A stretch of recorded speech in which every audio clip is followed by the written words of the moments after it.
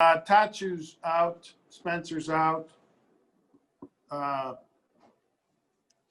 Beck is going to be questionable. Risner questionable, but questionable. Everybody else should be ready to go. AJ and Draymond good to go? Yes. Right. And then who handles the return duties? It'll be, Callahan will do some of it. Cleveland will do some of it.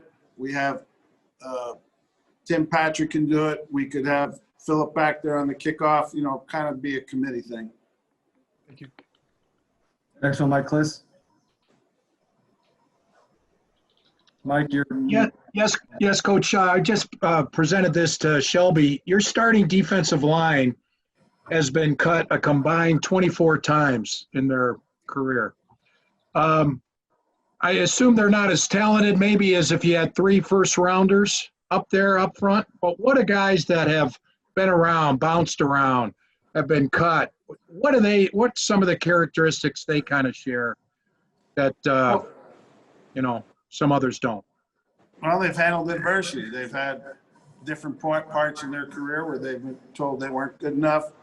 They weren't on a roster, so they're hungry. They know what it feels like to be not on a team at this point in the season, and they're hungry, and they got a chip on their shoulder, and they like the way they're playing, and they want to keep playing. So it's always good if, when a guy's had that feeling and been in that position, they tend to appreciate it more and play just with a little more intensity. next one, Troy.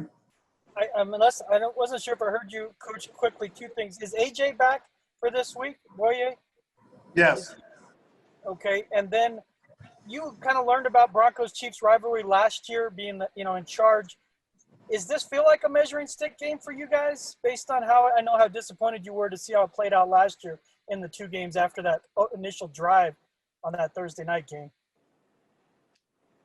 Well, I think every game's a measuring stick. I mean, you guys know that better than anybody. We lead 7-day lives in this football world, and everything depends upon what you did the last week and then what's going to happen in the upcoming game. So I think every game's a measuring stick.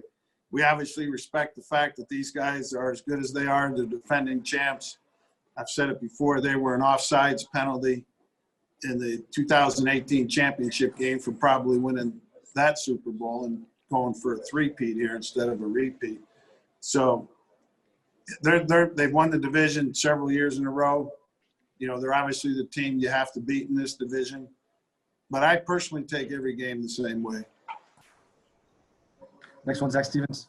Hey, Coach, with some of the guys coming back from injury this week, will they be limited in the game in terms of what they're able to do, like AJ Boye, Fant, and Hamler? Yeah, in some cases to different degrees for all 3 of those guys, yeah. Okay, next one, Eric DeLalla. Vic DeMarcus Walker, is he also coming back, or does he need a little more time? We haven't decided that. He's eligible to come back. We're going to wait until tomorrow or Sunday to make that decision.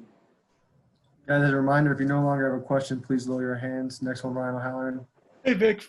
Eli Wilkinson was out on the side field this week for a couple of days. On the leg injury, is there a timetable on whether he could play again this year? No. I think he's missed – this will be the 3rd game he's missed. Is that correct? And, he'll probably miss the next one too, I would think. And then after that, we'll see where he's at.